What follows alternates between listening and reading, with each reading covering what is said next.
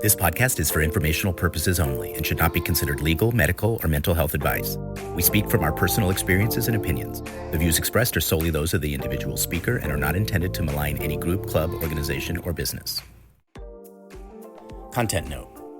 We invited a small audience to listen to the live recording of the following podcast, and some people reported being emotionally triggered during the conversation. You will hear stories of abuse. Some of them may be triggering. When people hear about sensitive topics, there are a variety of possible reactions. All of them are valid. We invite you to be sensitive to your own reaction and to pause and take your time, even speak with a trusted person if it's upsetting to you. We ourselves are processing our own reactions, which we could not do in the moment. We invite everyone to give themselves grace as they confront the line for themselves. Welcome to Confronting the Line, where we explore the world of personal development and examine the sometimes blurry line between transformation and exploitation. My name is Mark Tafoya, and I'm here with our host, Ann L. Peterson, author of the book, Is This a Cult?, which has been a real conversation starter in the world of personal development lately. Hi, Ann. Hi, Mark. Thank you. I'm very excited for our conversation today. We have Alan Cahn as our guest today. Alan has over 40 years of experience as a successful entrepreneur, manager, trainer, executive, and coach for high-performing teams in business, education, and human services. And Alan was the Landmark Forum leader, and in fact led Ann's forum when she first participated. Welcome, Alan. Thank you very much, Mark. Hi, Ann. I'm so excited, Alan, when you reached out and said, "Okay, I want to come on and talk." And of course, I had you on my list from the beginning. And I just want to say for everybody listening that I love Alan. We, for the most part, when you do the forum, you do love your forum leader, but I love Alan way beyond that. Alan was at mine and Dave's wedding. He was a committed listener for Dave and just such a partner. We all lived in Seattle together. And so just very much a part of a community and a family. And so for me, Alan's been a part of my family for a really long time. And I was incredibly moved and touched when, it was a couple of years ago, we hadn't spoken in a long time. And you reached out to me to offer your support. And I'm not going to share everything of our conversation because that's between us. But you reached out and let me know that you knew what I was dealing with. And I was really in a stuck place because I was super trapped. I didn't feel like I could talk to anybody. Because if I would talk to them and tell them what I was dealing with, which is now in the book, so people can read that in the book, but I would hurt them. That was what was really there for me, and that I would somehow taint or tarnish their experience in their own participation in their own leadership. And I didn't want that. And that's ultimately what my book ends up being about, is trying to reconcile the good with the bad and to reconcile all of that journey for myself. And I wrote that in hopes because I knew this journey was coming for lots of people. And I wanted to kind of pave the way. That was one of the reasons I wrote the book when I did. And Alan was a part of my beginning deconstruction journey, if you will. I'm now learning all these cool terms, Alan. Just deconstructing, like, what really had I been a part of? What had I done? What had I not done? What was real? What was not? All those questions that come up when you get new information about all kinds of things. I mean, we have beliefs and points of view. And then at different points in our life, something happens that shakes our view. And fundamentally, the Landmark Forum actually does that. That's what happens when you do the Landmark Forum. It it kind of shakes up your point of view of how you're thinking about yourself and your life and puts you in a position to re-examine that. And so all the things that have happened to us, particularly throughout the pandemic, have been doing that for us personally, community-wise, society-wise. We are getting really shaken up right now. And Alan has been a go-to friend and person for me in sorting that out. So for all those reasons, Alan and I don't always agree, but we do always love.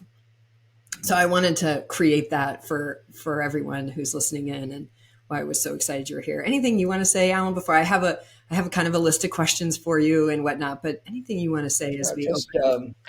It was, I listened, and you acknowledge me in your book, of course. So, I read the book and then I watched what was happening with your podcast. And then I watched and Facebook and all the people, just the, oh my God, just the bullshit that was going back and forth, the real lack of communication. As you and I know, nothing gets resolved in social media. Not, that is not the forum that you go to resolve things. That's where you go to vent, broadcast. No, I am not anti-social media. No, That is not at all. just not where you go to get Not difficult resolved. things resolved. That's true. That's scary. Yeah. And, it, as you know, I reached out to you, I gave you some views that I had about a tack you could take, and then was a support for Brian before he had his podcast and then after. And, I know your commitment, Anne, and I wanted to be a part of the podcast. So I don't know that it's a different view than what people have said so far, but it for sure is nuanced given what I did before Est and Landmark and what I've done after.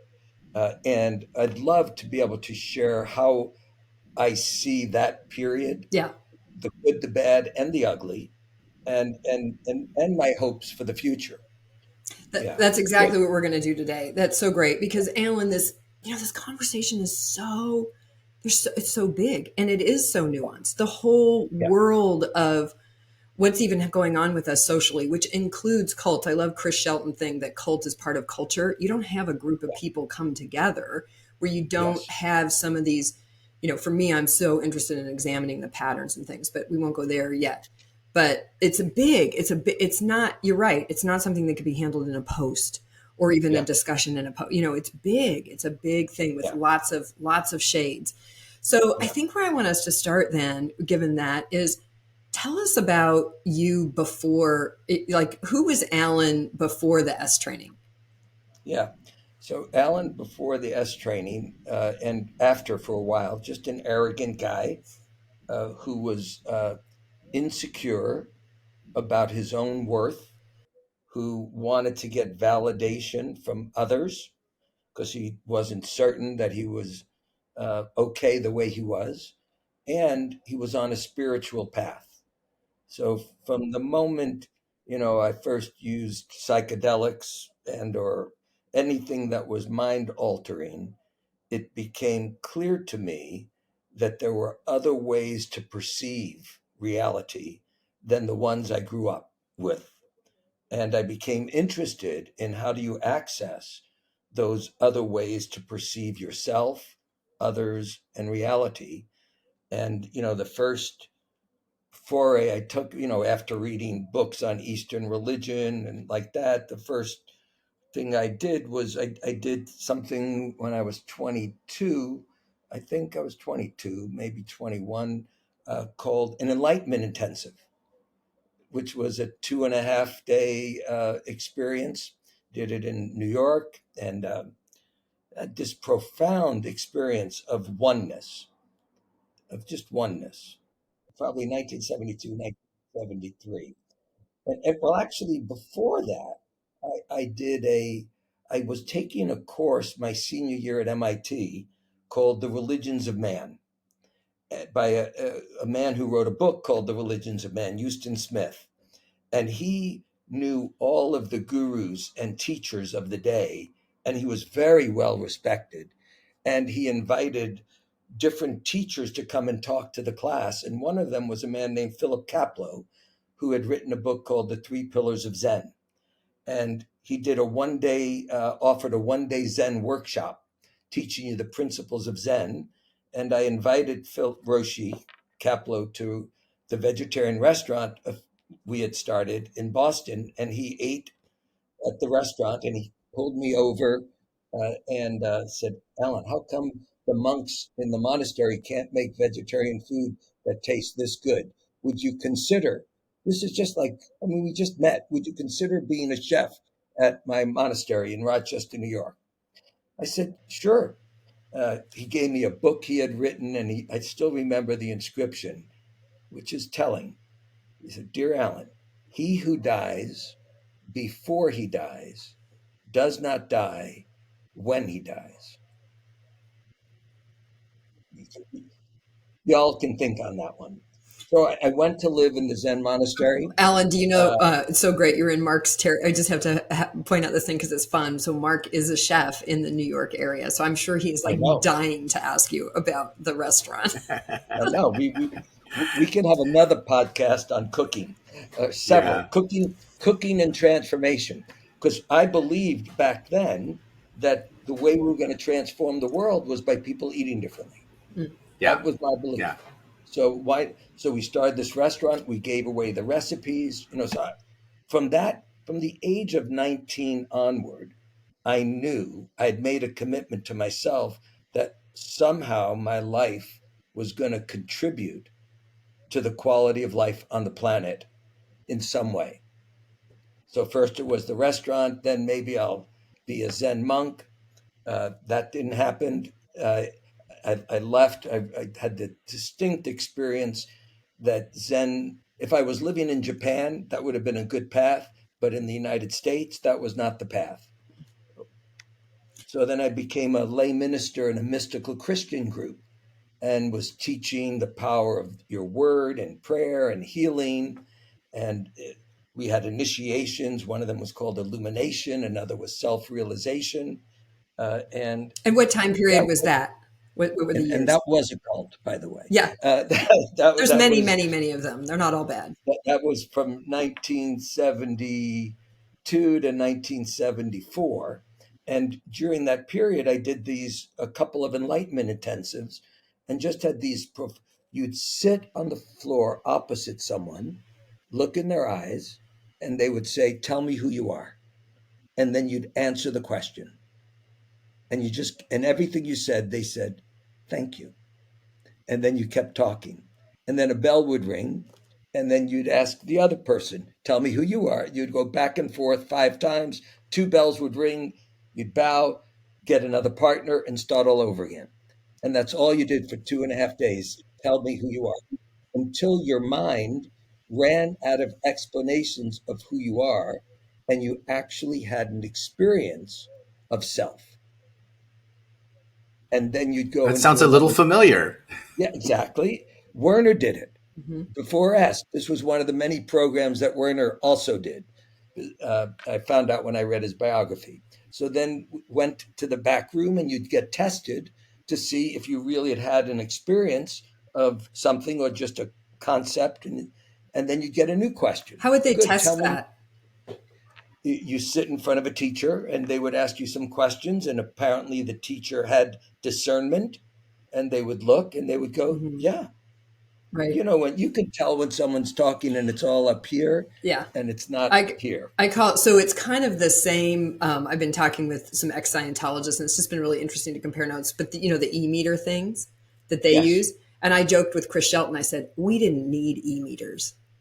Yeah. We were, Yeah. even especially as a wisdom course leader. I mean, I was trained to be able to listen and really hear when a person was there, right? Like that kind of thing. So I was curious if that was Yeah. there also. And around this time, Est was getting very popular, and I was reading and hearing all the celebrities, and I went, "Listen, if this is really about enlightenment and transformation, why are they charging so much money?" So that was my first contact, because I knew that enlightenment and transformation had been around for thousands of years, and that someone's charging money for it just didn't fit right with my hippie outlook on life. And Alan, one other thing I want to get in before you get to your EST experience is for our audience, will you share what your educational background was coming up to? Because you have a pretty impressive educational background in addition to this. And I know that's not what you I got there. have pieces of paper that say I have an impressive I educational understand, background. but in our world, that means.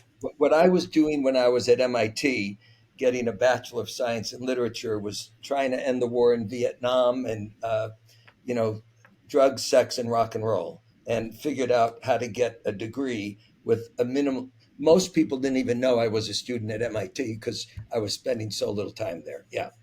So it's a piece of paper for me. I understand. And it's a piece of paper that says what's your, because isn't it social inquiry or something? That says I have a Bachelor of Science in Literature and Social Inquiry. Excellent. Yeah. I was curious. Yeah. But I'm a kinesthetic learner. Yeah. And so I learned through experiencing, through making mistakes, through, But a lot I of folks, learned, I think, don't know that yeah, like our institutions of higher education, like they social a degree in social inquiry in the early yeah, 1970s. Like, I mean, when I saw it, I was like, oh wow, unusual. that's unusual. That's really interesting, Yeah, and it was a very fitting set yeah, of words for the man that I totally, would come to know many years later. totally. Yeah, No, so I totally. think that was So, important. so then I got trained on by in this mystical Christian group on how to be what was called a discipleship instructor. They had members of the clergy, but I did not take life vows because I at that point I already had a son and a stepdaughter, and so it wasn't appropriate. So I became a discipleship instructor, and during that period of time, people in this order, it was called the Holy Order of Mans. It was headquartered in San Francisco. As you know, Est used to give scholarships to members of the clergy. So some of the members of this group went, including some of the senior members, went and did this S training. And I went, well, here's this thing I've been poo-pooing all these years, and some of these people are doing it. And I went, okay. And then I met a teacher from a group called the Emissaries of the Divine Light. And it was You part of are a the, hippie. but their thing was called ontological. And guess where they were headquartered? Loveland, Colorado.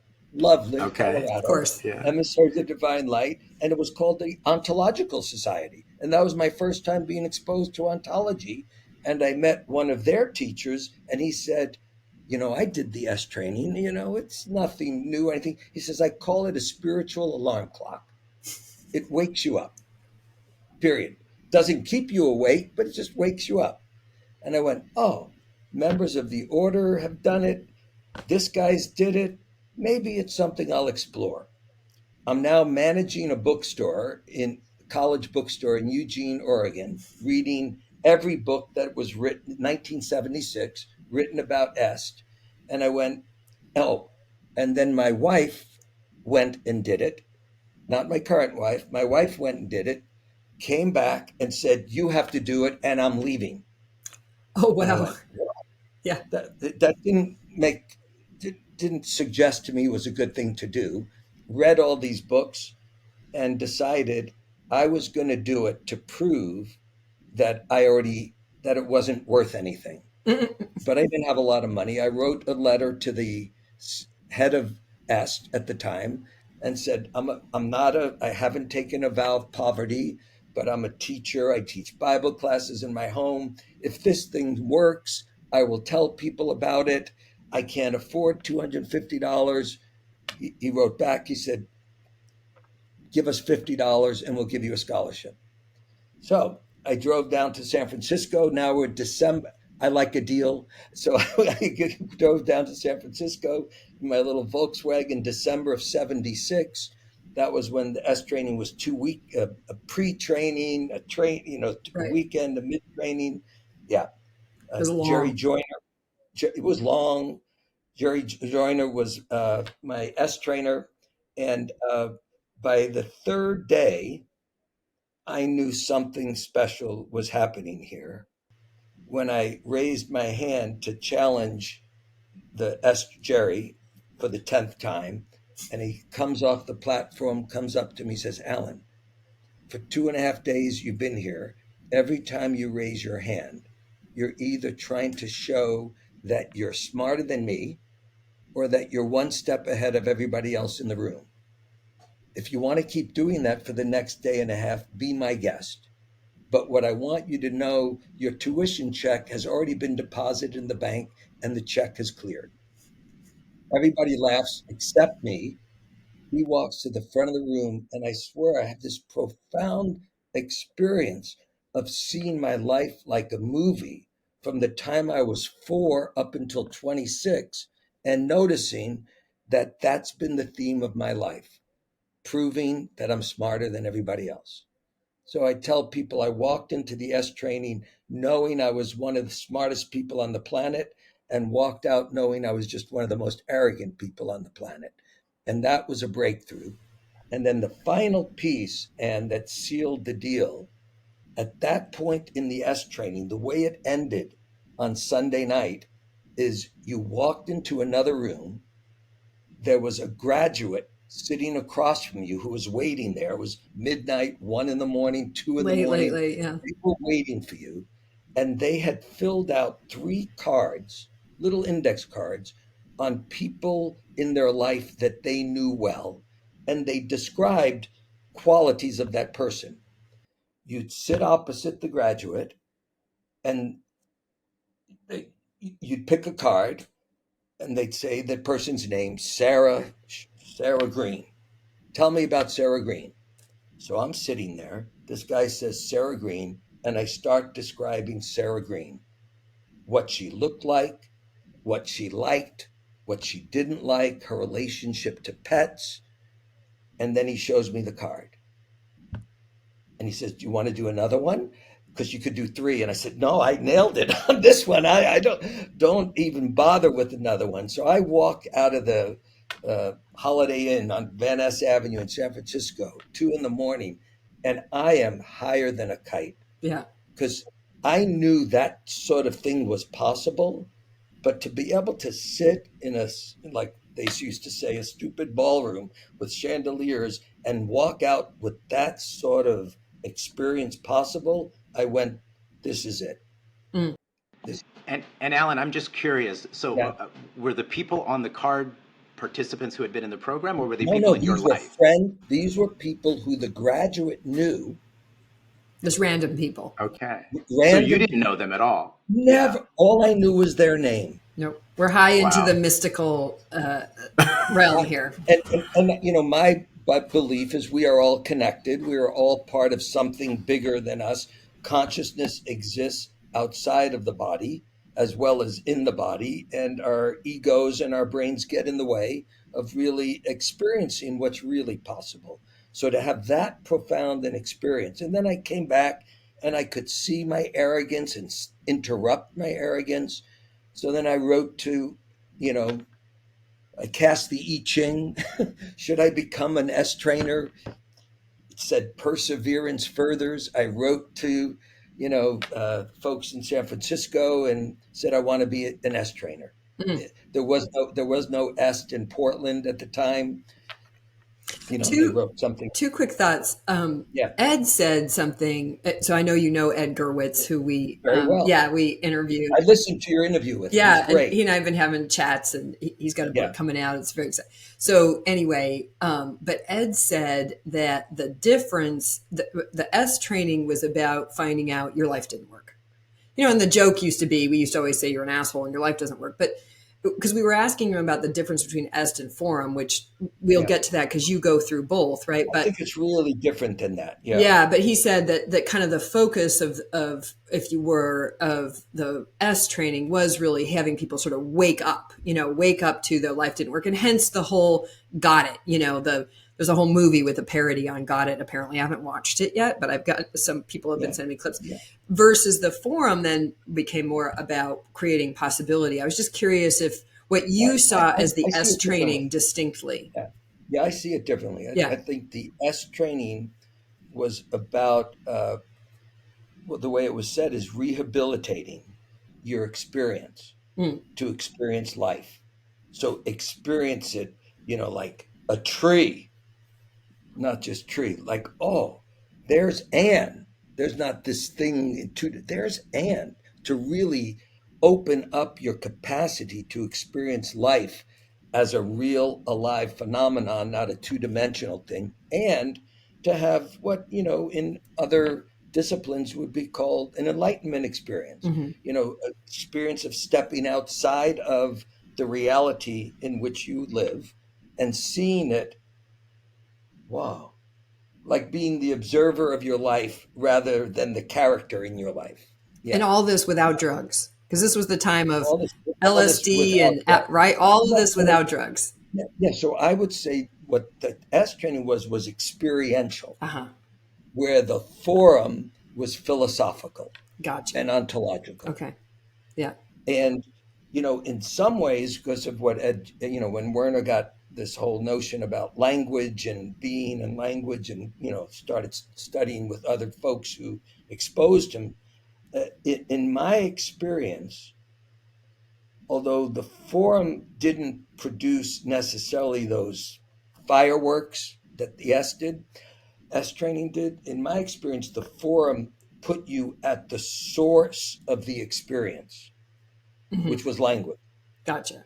I think it's just so important for those of us, particularly those of us that are committed to the industry. Yeah, It's you gotta learning the history is vital. Really, really. I'm yeah, a huge history yeah, believer and huge buff, and so I'm just yeah, been so enjoying hearing all of yeah, the what it was really like and the context of the times. Right, the times were very different. Right, and yeah. all of that plays into play. But so then tell us. So you did the S training. You decide I'm going And I to want be to say this. one thing about that. Yeah. One thing about the, yeah. So as you discussed, or maybe Ed did, so, Werner was a mind dynamics instructor. Right. And so he had the right to do that. Also, John Hanley Hmm. was a mind dynamics instructor, and Roger Wilhite. And those three men, one started LifeSpring, Yeah. Henley. Right. one started World, and Werner started EST. Mm. And Alexander, I met Alexander, and Alexander said Werner's going to be the most successful of the three, because he could tell even then how intentional Werner was, and just, how committed Werner was, and that Werner had a vision. It wasn't, just starting a business. At least that was Alexander's perspective. Werner was up to something Hmm. and had the drive and intention to make it happen. And, you know, uh, uh, but I digress. So tell us about how so there you did the Yeah, S training, you decide, okay, this is it. I've been trying these yeah, other things. I know you told me once that when I asked you why did you become an S trainer, and you said because for that period of time, it was the thing that I saw that could help me be who I wanted to be and make the difference I wanted to make in the yeah, world, right? yeah.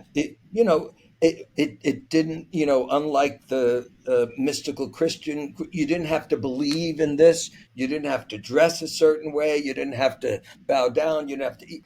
It reliably produced an experience. Right. And back in the 70s, it was all about experience. Right.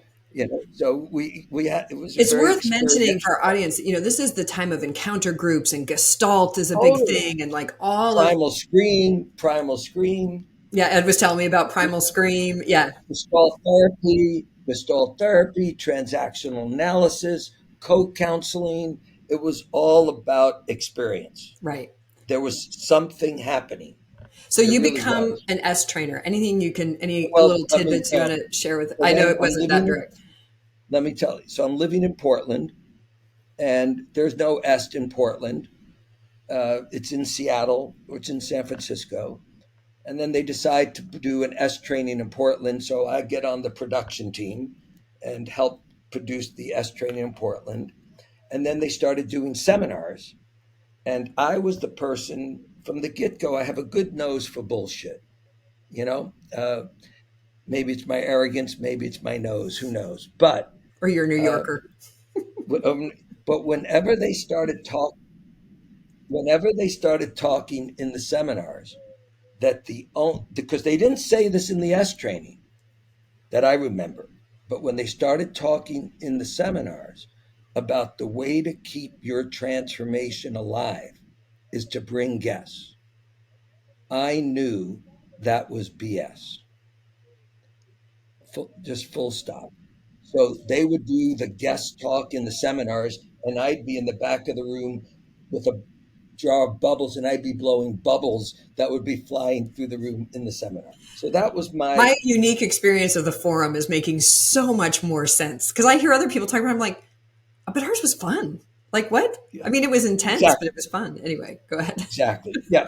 So there I am blowing bubbles. And then Richard Condon, may he rest in peace, comes down one time to lead an introduction to the guest seminar leaders program. And I go, I keep bringing guests, and they always come back telling me they were pressured. So I go, I'm going to be a guest seminar leader because I know I can share this without anybody ever experiencing pressure. So I become a guest seminar leader. I'm very effective.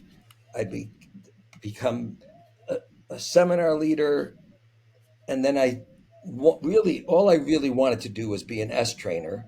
They weren't ready to do that. And I get a call, would you like to come on staff in Seattle Mm. and work in the center? And I called up one of my friends from college who was an S trainer, Monib Khadami, and I said, there's no openings to be an S trainer. Should I go on staff?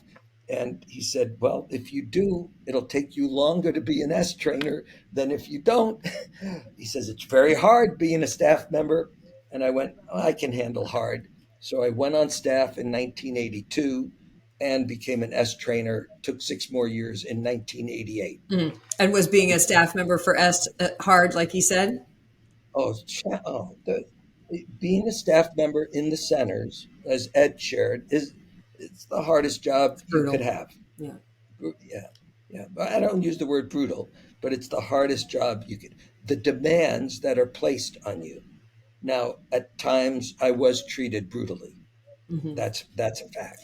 Uh, And they go ahead. Well, I'm just curious, and I know we can't ever like fully put ourselves back, in the moment of that time. We always have the benefit of hindsight, but Yes. I'm sort of curious about what had that be okay, I guess.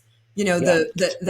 What had it, why was that? I mean, this is a big question I've grappled with for myself, right? I talk about it in the Yeah. book a little bit, but we'll get to the Yeah. later, but this is in the S days, which is Yeah. reputationally the Yeah. the shit. It's Um, challenging. It's intense. there something one of the places where I think Werner missed the boat.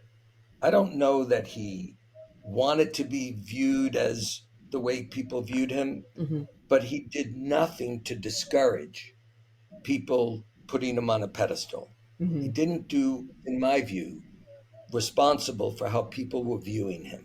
Sure. So Werner had a temper. Mm-hmm. So if the guy at the top yells, then it's okay for everybody to yell. Yeah. That's just the way it is. Yeah. Shit rolls downhill. But I So think if the guy, I think you just expressed something that's a little bit less obvious, but more important than shit rolling yeah, downhill. yeah, There's something about the way we work as humans. We yeah, recreate what we see totally. and I think this is one of the most challenging things, Alan, for people to understand, whether we're talking about Landmark, which is mild compared to a lot of other destructive groups, right? Yeah, And but the question always is, but they could have left. They could have just walked out. Why did they not walk out?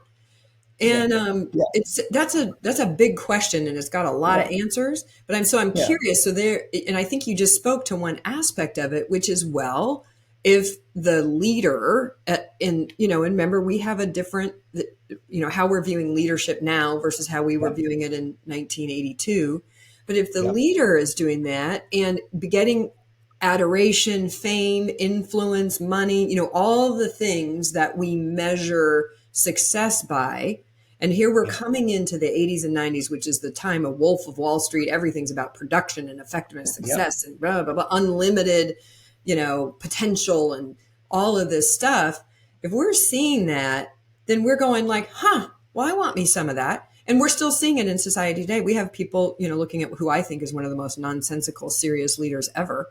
But I've had very good friends of mine that are very smart people go, oh, but isn't he so strong? Isn't he just so? yeah, And I'm like, yeah, no. yeah, But how they see and I see are different. And then if I want some of that, yeah, but even more importantly, even if I don't want that, I just want to be a part of this community so that I can do the thing I want to do. I'm going yeah, to tolerate a certain amount of something. yeah. I think it for all of us human beings, when you have a goal in mind and you think the goal is a good goal, you can fall prey to saying the ends justify the means. Yes. And No, very good. I just think it's that simple. Yeah, that's what I If you talk when think, I say go along to get along. I think that's what I was yeah, trying to talk about, right? Like, because that was yeah, my version yeah, of it. Like, I'm going to go along to get along, but why am I doing that? Because I think there's a bigger purpose. I yeah, think there's a exactly. bigger Yeah, possibility at play. yeah, Yeah. yeah, yeah. Wow. And I've known since 19 that all human beings have faults. all organizations have faults because they're made up of human beings. So the question is, did I support the mission of the organization? Yes. Did I like the means they were using? No. Well, what am I going to do? I'm going to try to change it. So I Yes. spent 32 years. I didn't go along to get along, Ann. Yeah. I spent This is an 32 important years piece. Yeah. being a pain in the ass for most of the people who tried to manage me because I called things into question that didn't make sense and didn't resonate with my values. Now, the thing that I'm the most embarrassed about that's happened in the last 32 years is when I actually was with a staff member in an office who was a chronic liar. There was nothing. She would lie about everything all the time, and she was wonderful, but she just lied. Why? Because in that environment Right. where there's a pressure to produce results, your ego will take over, and you'll when you're Mhm. threatened, you think lying is a good option. It's a survival strategy. Exactly. So, and I had failed at correcting her from lying. And I said, listen, you're not going to stop lying until, and I put my hands around her. This is what I did in 1985. I'm confessing now if the statute of limitations is expired. She's forgiven me if I've apologized. But I put my hands around her. I said, you have to want to stop lying as much as you want your next breath. And I did that. And Now, what sort of crazy person would do that except if they're in an environment where some sort of behavior like that is going to be excused because you have a good intention. It's but there's a deeper, and you and I know it, there's a deeper reason it was excused, which is because what we now know, and we've known a few points along the way, which is another point I find interesting. But right now we're in a time culturally and in our society where a kind of abuse is not no longer tolerable that was tolerable. of course, And yeah, but we know that the leader of the organization, that was one of their core moves, was to choke yeah, people, and that's yeah. been documented. It's in books. It's in my But book. But but but I didn't even know that at the time. yeah, I'm just saying, me, yeah. a really a good guy Oh, with that's good interesting. intentions, a pure heart. I did that in that environment. Mm, I'm not blaming the environment hmm. at all. I did it. I did it. Yeah, but it Yeah. definitely, you can see like the aspects that get into the culture of any group, that have to do with, whether it's these physical things or just the way of speaking, the way of interacting with people. Just it becomes part of the culture. Yeah. And then, and people would say, oh, if you were on a sports team, the way they would treat you in a locker room, they might do this and make all these to justify it. And it, again, I'll go on record in my view, putting your hands on another person, screaming at them is never justified. Never. Mm. It's a result of your frustration. It's not a useful tool to empower people.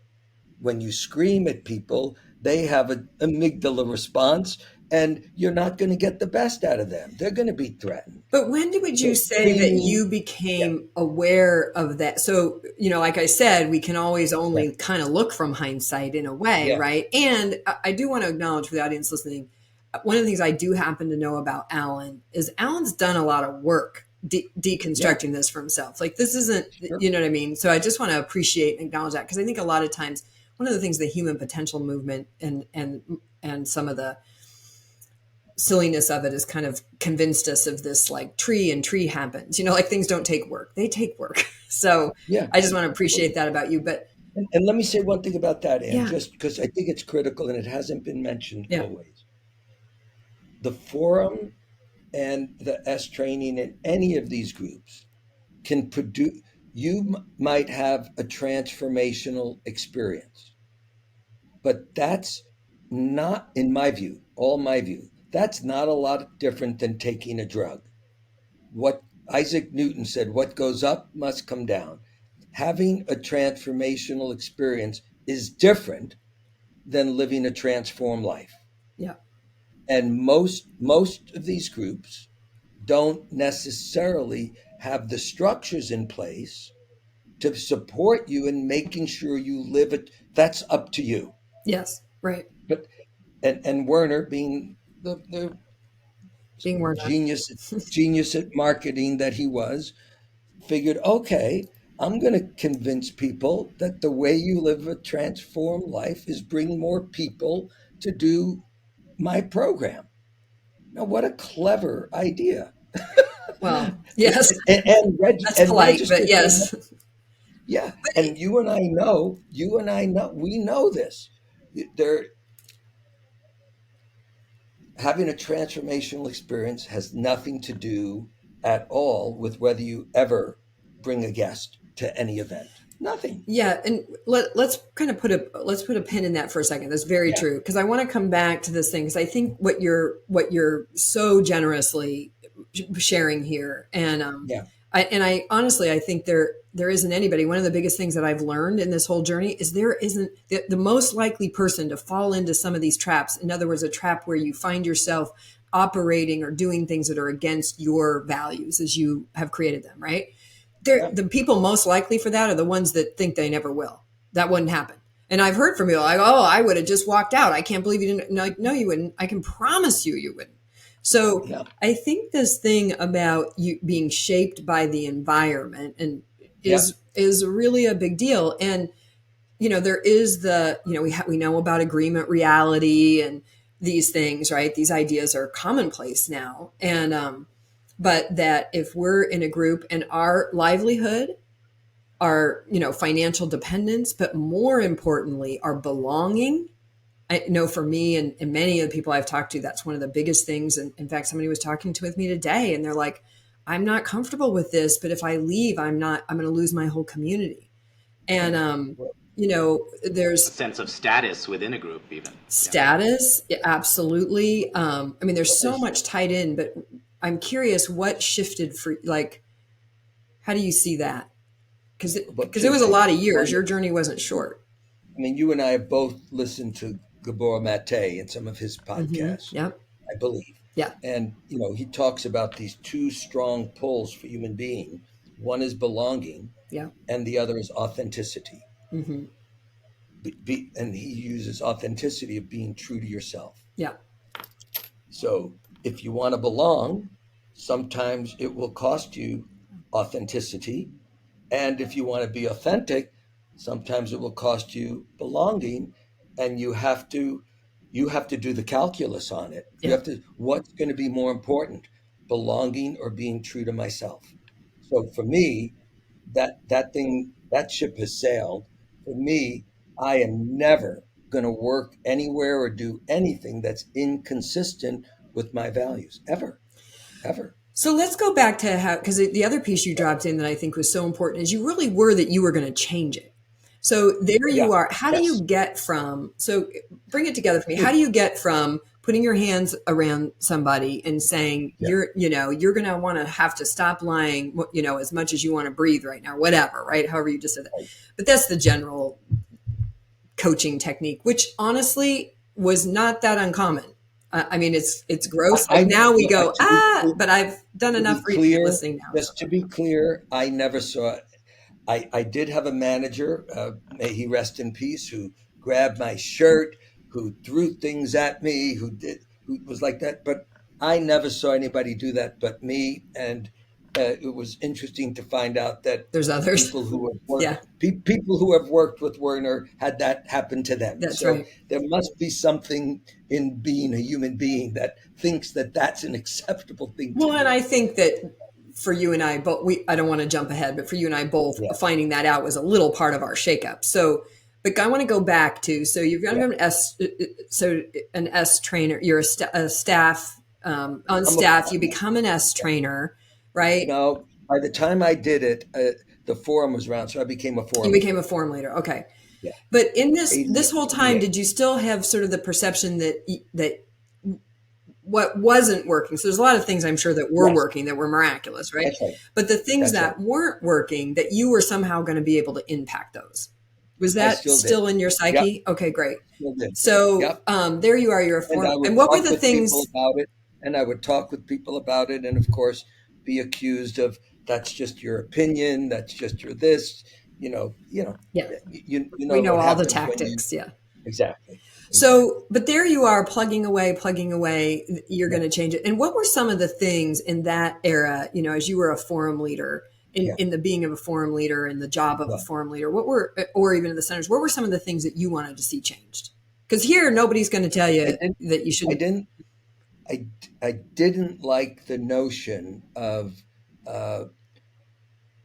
you couldn't share, that we owned the technology and you can't use this on your own because we own. I didn't like that. The thing people had to sign, I went to the legal department. No, let's try not doing, so I didn't like that. This is important I what you did, just said. I want to underline, because one of the big things people keep saying to me and Brian and those of us that are speaking out publicly is like, well, why didn't you go to somebody that can do something about it? And it's really hard to not like laugh hysterically because there's so many years of going to people, right? No, I would go to the CEO. I'd go to the chief legal counsel, and at one point I even ran for being on the board of directors because I figured that would help, but I didn't win. They knew I would be a problem, so I didn't win that one. But maybe that's not why. So that was one thing. Owning. Second thing was measuring people, measuring the success of a program by whether or not people brought guests or registered in another program. Yeah. I think that was fundamentally, not the only, the source of people experiencing pressure. Yeah. Is because leaders are human, and if their success is measured on these results, they're going to be more oriented around those results instead of transformation. This has been one of my biggest things. I'm like 50% at least, probably, I'm making that up, but of the quote unquote problems and criticisms and blah, blah, blah would, if not 80, would go away if they just separated those two things. And particularly once the internet and internet marketing came along, it got even more silly. Like, why are you doing this? Now, fine, leave people, let people. One of my favorite books, Brian made me read, was The Referral Engine. One of the most natural things people are going to do when they experience a product they love is they're going to tell their friends about it. And in fact, telling people to do that actually intervenes with that. Yeah.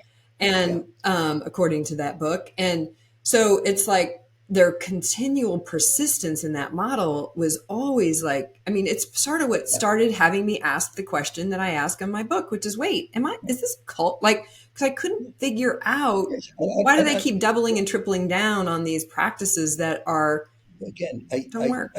My own view is, and this was something else I was talking about from the beginning. I said, we have to get material from people other than Werner.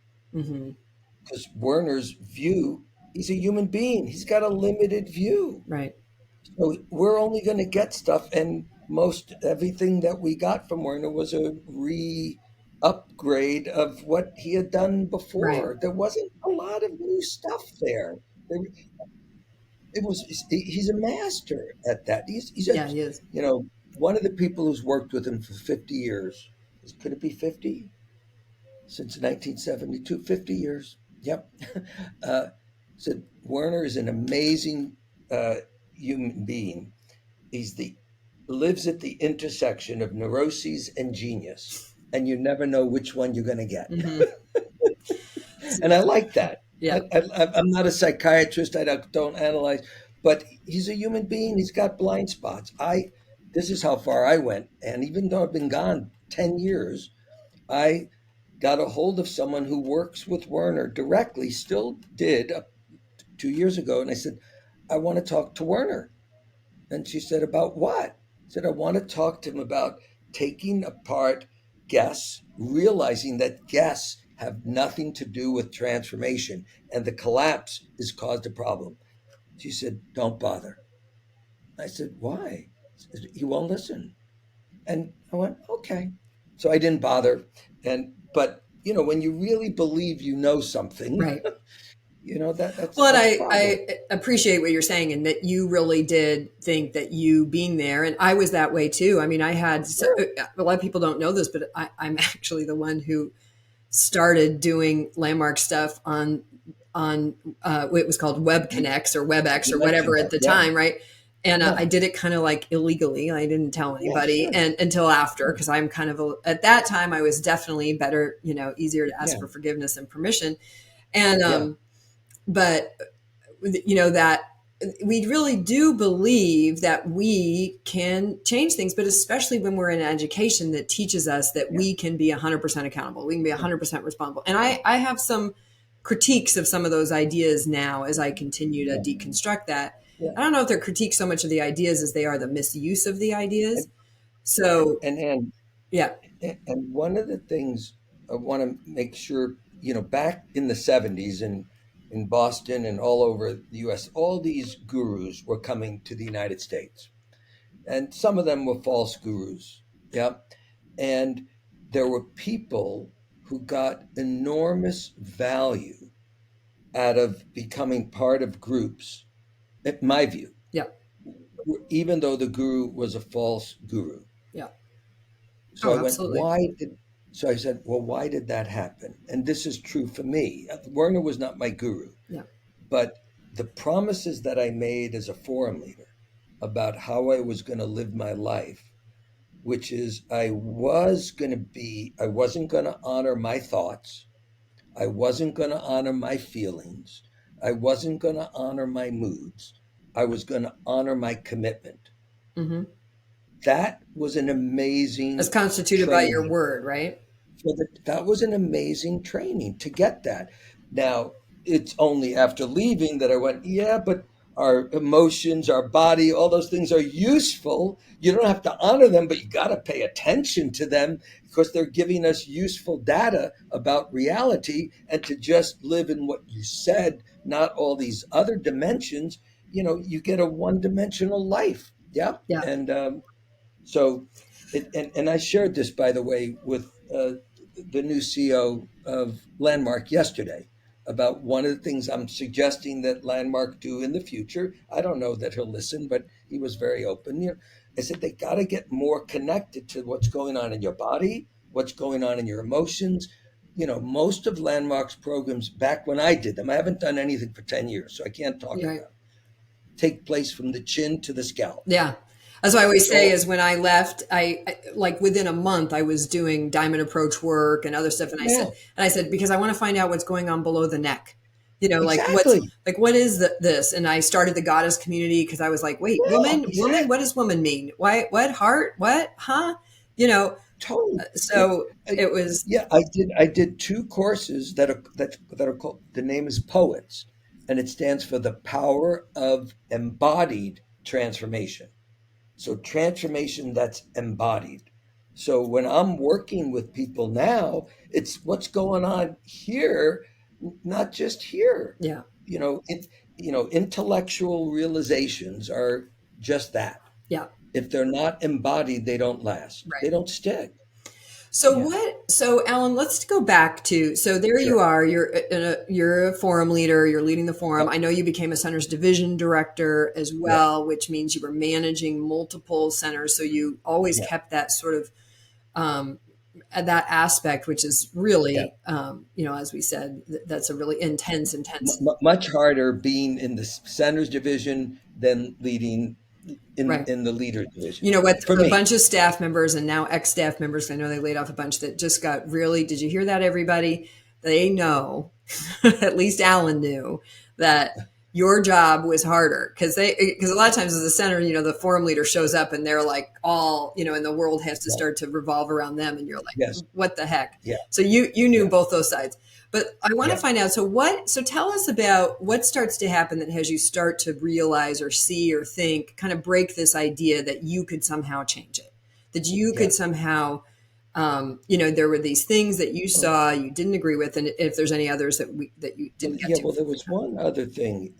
Yeah. So it was how people, the things that didn't work, how programs were measured in terms of the leaders were measured, the hours that the staff had to work, the pay that the staff received, the notion that you can't do other programs, when you're in a leader body, all the stuff that just is so 1900s, not even 1980s or 2000.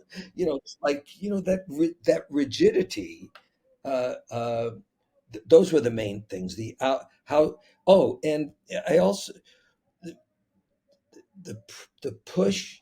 I remember having a call with the CEO before I left. I said, Harry, we are a for-profit company. Can you imagine you go and buy a car, and 3 weeks later, the salesman calls you and says, would you like me to come to your house and you invite some of your friends and we tell them how great your car is? Right.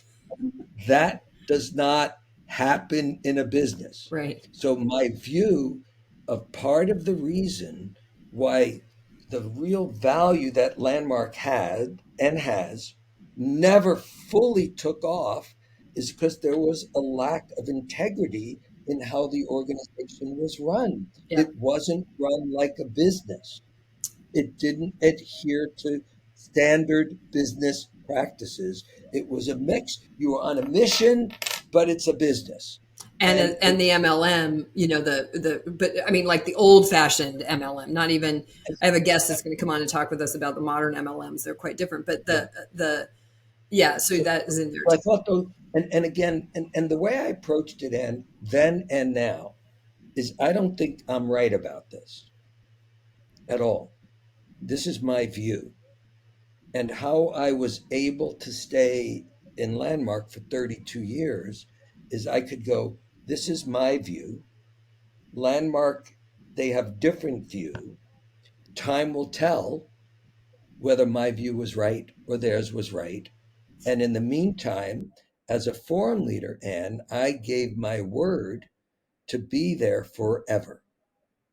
And and you and I know you can break your word, but I was never going to dishonor the word that I gave. Never. Alan, I have a question. So on this topic where you said that, where like you went to them and said, hey, this guests and insisting on guests, it's in the way.